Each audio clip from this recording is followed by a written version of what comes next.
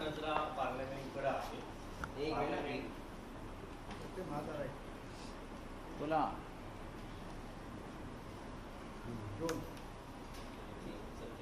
चलो स्टार्ट. आणि पार्लमेंटमध्ये शेतकऱ्यांची होती असं एकाला वाटत असताना वैयक्तिक हल्ले केले जातात. माजी पंतप्रधान असो किंवा समोरून पण सत्ताधारी असो किंवा विरोधक दोघांकडनं हे पाहिलं.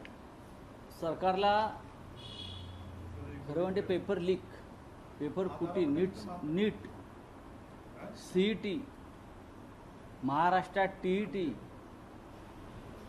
काल परत दुसरे पेपर फुटले. म्हणजे सरकारला भारतीय शिक्षण व्यवस्थेबाबत अजिबात गांभीर्य नाही. ज्या पद्धतीनं काल लोकसभेत भारतीय जनता पक्षाचे काही सदस्य हे मूळ विषयाला बगल देऊन पंडित नेहरू, इंदिराजी, मागचं सरकार याच्यावर टिवल्या बावल्या करत होते.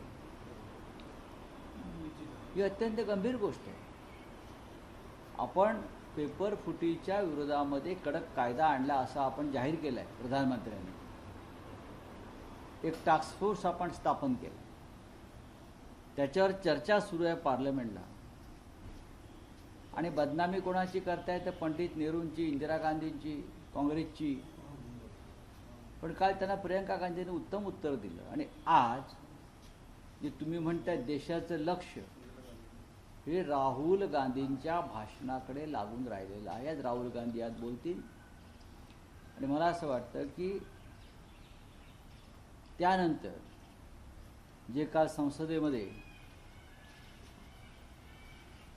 काही उद्योग करत होते त्यांना चांगलं उत्तर दिलं जाईल. नीटचे पेपर फुटत असताना महाराष्ट्रामध्ये गेल्या 2 दिवसापासून सातत्यानं पेपर फुटीची गळती सुरू आहे. MPSC असेल, औषध निरीक्षक असतील, त्याच्या आधी TETचे पेपर फुटले. त्याच्यानंतर आजच पुण्यामध्ये बोगस डिग्रीचं स्कॅम समोर आलेलं आहे. विद्यापीठातून मार्कशीटचा घोटाळा समोर आला आहे. महाराष्ट्रात देवेंद्र फडणवीस, आणि आज मी एक ट्विट केला असेल, आपण पाहिला असेल, शाळांना मंजुरी देताना संस्था चालकांना ज्या प्रसंगाला सामोरं जावं लागतं आहे. मुळात 2000 शाळा बंद पडलेल्या आहेत महाराष्ट्रात, आणि नवीन शाळांच्या मंजुरीसाठी संस्था चालकांना प्रत्येक टेबलावर 5 ते 10 लाख रुपये द्यावे लागतात. प्रत्येक टेबलावर मंजुरीचा कागद, इरादापत्राचा कागद, असे अनेक मुद्दे त्याच्यामध्ये मी दिले आहेत. कशा पद्धतीनं या शिक्षणाची अव्यवस्था या महाराष्ट्रात, जे सगळ्यात मोठं शिक्षणाचं आदर्श केंद्र होतं, तिथे सुरू आहे. आणि देवेंद्र फडणवीस काय करतायत का? जंत्रमंतरला आंदोलन झालं की शिव्या घाला, आम्ही काय टीका केली का, आम्हाला वेडंवाकडं बोला. अहो तुम्ही काय करताय? महाराष्ट्र शिक्षणाच्या बाबतीमध्ये जे पूर्ण रसातळाला गेलं आहे त्याला जबाबदार देवेंद्र फडणवीस तुम्ही आहात, आणि केंद्रामध्ये मोदी आणि शहा आहेत. तुम्ही मुद्द्याचं बोला, मेरिटवर बोला, आणि मग आमच्यावर टीका करा विरोधकाला. आमचं कामच आहे तुम्हाला आरसा दाखवणं. हे संपूर्ण महाराष्ट्रामध्ये शिक्षणाचा अराजकता माजली आहे. शिक्षण क्षेत्रामध्ये ही अत्यंत गंभीर गोष्ट आहे. सर, तुम्ही जे ट्विट केले त्या ट्विटमध्ये तुम्ही असं म्हटलं की मी व्हिडिओही याचे समोर देणार. हो, नक्की सगळे पुरावे तुमच्याकडे आहेत आणि तुम्ही कशा पद्धतीने आता येतील ते सुरू आहे, ऑन द वे. पण आज मी तुम्हाला एवढंच सांगितलेलं आहे की कशा पद्धतीनं महाराष्ट्राच्या शिक्षण खात्यामध्ये पेपर फुटीपासून बोगस डिग्रीपर्यंत आणि शाळांच्या मंजुरीपर्यंत फक्त पैशांचाच खेळ सुरू आहे. काय मुलांनी कसं शिकायचं, शाळा कशा चालवायच्या संस्था चालकांनी, काय करायचं, निधी अभावी शाळा बंद पडत आहेत आणि शाळांच्या मंजुरीसाठी लाखो रुपये घेतले जात आहेत. सरकारी शाळा आहे, शाळेतल्या शिक्षकांना SILचं काम दिलं. पुढच्या काही दिवस विद्यार्थ्यांना शिकायला शिक्षक. पण ही अत्यंत गंभीर गोष्ट आहे. म्हणजे शिक्षण बाह्य कामं शिक्षकांना दिली जात आहेत. तुम्ही SIR साठी नवीन रिक्रुटमेंट करा. त्या काळापुरती खूप बेरोजगार मुलं आहेत, शिकलेले आहेत. तुम्ही शाळा बंद पाडून SIRची कामं देत आहे.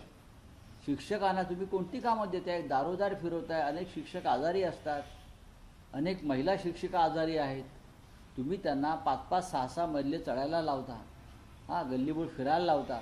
शिकवणार कधी मुलांना? शिक्षण मंत्री खासदार शिंदेकडे आहे. मुंबईमध्ये 6 महिन्यापूर्वी स्कॉर्पिओ गाड्या घेतल्या होत्या महापालिकेच्या अधिकाऱ्यांसाठी. आता त्या बदलून तिथे इनोवा घेण्याचा प्रस्ताव लगेच मांडण्यात आलाय 6 महिन्याच्या मी आत. आज ही बातमी पाहिलेली आहे. हे कसं असतं की जर या देशाचे पंतप्रधान हे आपल्या ताफ्यामध्ये 10-10, 15-15 BMW आणि मर्सिडीज घेऊन फिरत असतील कारण नसताना, तर त्यांचा जी लागण आहे रोगाची ती त्यांच्या खालच्या कार्यकर्त्यांना लागणार. काय गाड्यांचे ताफे चालले? बघा ना मुख्यमंत्र्यांचा ताफा, बघा डेप्युटी CMचा ताफा. BMW आणि मर्सिडीज शिवाय त्यांच्या गाड्यांचे कुठे ताफेच नाही आहे. सिक्युरिटीला मर्सिडीज गाड्या पहा तुम्ही. त्याच्यामुळे महानगरपालिकेत त्यांच्या नगरसेवकांना किंवा त्यांचे जे कोण पदाधिकारी आहेत त्यांनी गाड्या बदलत राहिले. झालं काय आता पैसा लुटीचाच पैसा आहे. पण गाड्या घेण्यासाठी तुम्ही सरकारी तिजोरीला हात घाल, त्या लक्षात घ्या. जनतेच्या तिजोरीला हात घाल. व्यक्तिगत तुमची संपत्ती वेगळी आणि जनतेची संपत्ती वेगळी आहे. शिक्षण मंत्री दादा भुसे यांच्या निदर्शनास या बाबी येत नाहीत का? तुम्ही जे आरोप करतात किंवा त्यांचा मी आरोप करत नाहीये. मी आरोप कधीच करत नाही. मी आत्ता या क्षणी माझ्याकडे आलेली माहिती समोर ठेवली आहे. तर तुम्हाला असं वाटतं त्याच्यामध्ये त्यांचा देखील समावेश आहे? हे मुख्यमंत्र्यांनी पाहायचं आहे. जर मी आता त्यांच्या काही बोललो तर तो आरोप ठरेल. माझ्याकडे माहिती आली काही पीडित संस्था चालकांची, त्यांचा छळ झाला.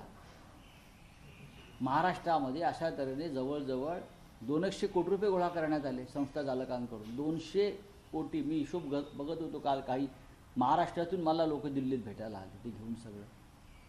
इतके लोक हैराण आहे की राज्यातून दिल्लीमध्ये लोक घेऊन आले, खासदारांना भेटतायत. माझ्याकडे आलेली माहिती मी समोर ठेवली.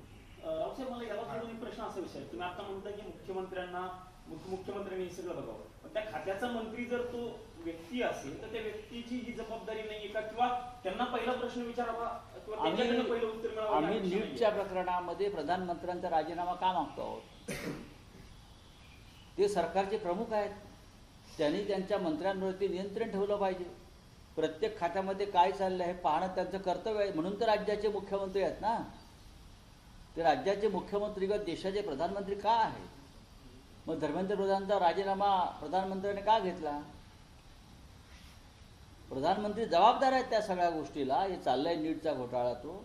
तसंच महाराष्ट्रामध्ये बोगस डिग्री स्कॅम अशा टोकाला गेलेला आहे महाराष्ट्रामध्ये की प्रत्येक 10 व्यक्तीमागे 2 डिग्र्या बोगस आहेत महाराष्ट्रामध्ये. हे असं मला काल मी वाचत होतो कुठेतरी. एवढ्या डिग्र्या गेल्या 10 वर्षामध्ये बोगस पद्धतीनं दिलेल्या आहेत, छापलेल्या आहेत महाराष्ट्रात. काय खटले चालले त्याच्यावरती? किती लोकांना अटक झाली बोगस डिग्री प्रकरणामध्ये? म्हणजे हार्वर्ड केम्ब्रिजच्या डिग्र्या मुंबईमध्ये छापल्या गेल्या. माहिती आहे का तुम्हाला? मी देईन तुम्हाला कागद त्याची. शिक्षण खातं शिंदे यांच्या पक्षाकडे आहे. तुम्हाला अहो, शिंदेचा आणि शिक्षणाचा काय संबंध आहे का? सांगा ना. शिंदेचं संपूर्ण मंत्रिमंडळ किंवा मग तुम्ही संजय शिरसाटला शिक्षण मंत्री करायला पाहिजे होतं ना. ते म्हणजे मौलाना अब्दुल कलाम आझादच आहेत, राधाकृष्णनच आहेत.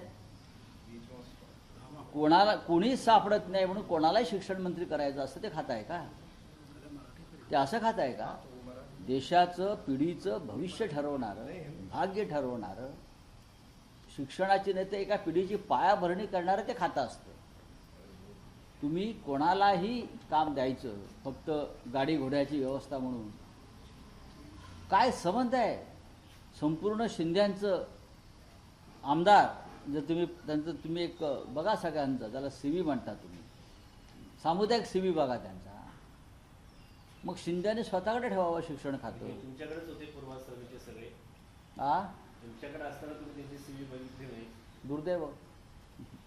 सर ठाण्यामध्ये विकास कामांच्यासाठी नाही, तर मला- याला, फार मला त्याच्यामध्ये E20 ठाण्यापर्यंत मला नेऊ नका E20 तुम्ही. चा विषय आहे. अरविंद केजरीवाल, दिल्लीचे माजी मुख्यमंत्री अरविंद केजरीवाल यांनी E20च्या मुद्द्यावरून शनिवारी सगळ्यांनी एकत्र येण्याचं आवाहन केलेलं आहे. सोशल मीडियाच्या माध्यमातून त्यांनी आवाहन केलेलं ठीक आहे, पाहू ना किती गंभीरपणे लोक घेतात ते पाहू आम्ही. चला ओके, हिंदी में क्या है बेटा बोलो. कुछ है? महाराष्ट्र आपने एक पोस्ट किया है जिसमें कहा कि महाराष्ट्र का शिक्षा क्षेत्र एक रैकेट बन चुका है, जिसमें आपने कहा कि धन की कमी के कारण करीब 2000 सरकारी स्कूलें बंद हो चुकी है महाराष्ट्र में.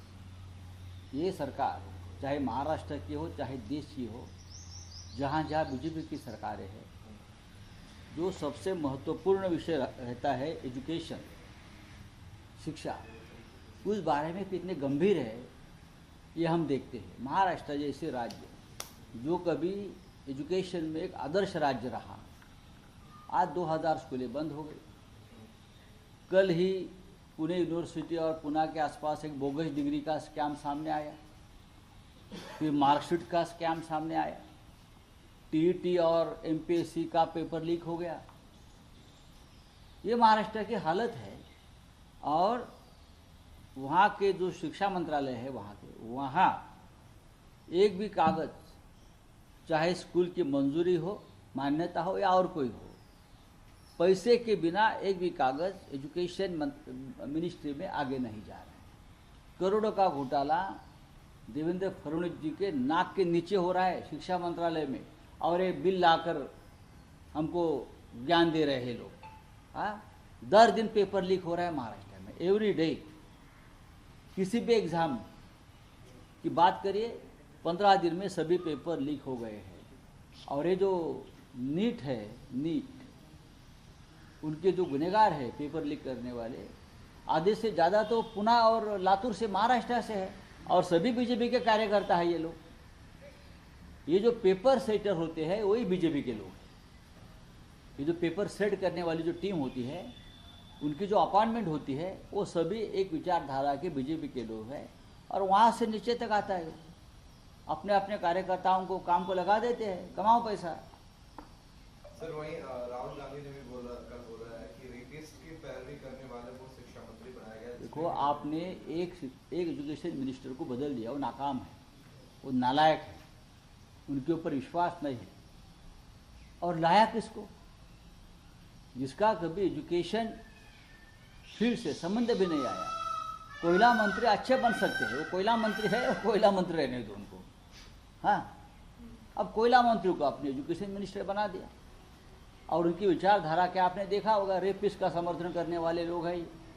रेपिस्ट का समर्थन करने वाले लोग अगर देश के एजुकेशन मिनिस्टर बनाए दिए जाते हैं, तो ये खोट जो है वो हमारे प्रधानमंत्री की अकल में है. प्रधानमंत्री जी को समझना चाहिए कि मैं किसको अपॉइंट कर रहा हूँ, कोई दूसरी व्यक्ति नहीं मिले आपको.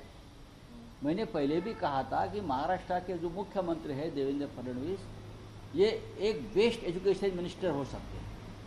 आप लाइए उनको यहाँ. और प्रधानमंत्री ने उनको कहा भी है कि आपको आना होगा, तो देर किस बात की है.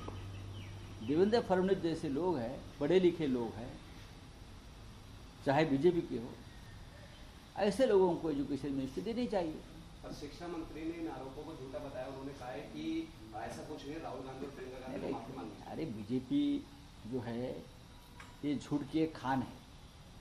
मैंने उसका वक्तव्य ट्वीट किया है, और रेपिस्ट का समर्थन कर रहे हैं. कोई बिना वजह तो नहीं बोल रहा है ना, कोई तो है. अपने बात एक नहीं, अपने 10 बार बात की है रेपिस्ट के बारे में. हम आपको पहचानते हैं, प्रहलाद जोशी हमारे अच्छे पुराने मित्र रहे हैं. सीजेपी ने दोबारा आंदोलन शुरू करने की चेतावनी दी है कि छात्रों पर जो कार्रवाई की जा रही है अगर वो रोकी जाएगी तो रोकनी चाहिए, आपने प्रॉमिस किया है. लेकिन आप बोलेंगे आपराधिक तत्व वाले लोगों को हम नहीं छोड़ेंगे, तो ये शुरुआत मोदी जी के कैबिनेट से होनी चाहिए. आपराधिक तत्व वाले कितने लोगों को आपने शरण दी है, वॉशिंग मशीन में डाला है, तो शुरुआत वहाँ से होनी चाहिए ना. बच्चों के तरफ से क्यों हो रही है ना. सुनील तटकरेंनी अमित शहाची भेट घेतली होती काल, पंतप्रधानांना भेटली. बघा, त्यांचे बॉस आहेत. सुनील तटकरेंचा पक्ष हा त्यांचा पक्ष आहे का नाही? हा शहा मोदींचा पक्ष आहे. ते बॉसला भेटले, त्यात नवीन काय आहे? आता आमचे बॉस कोण आहेत? आमचे बॉस उद्धव ठाकरे. आम्ही त्यांना भेटणार ना, आम्ही काय मोदी शहाना भेटणार?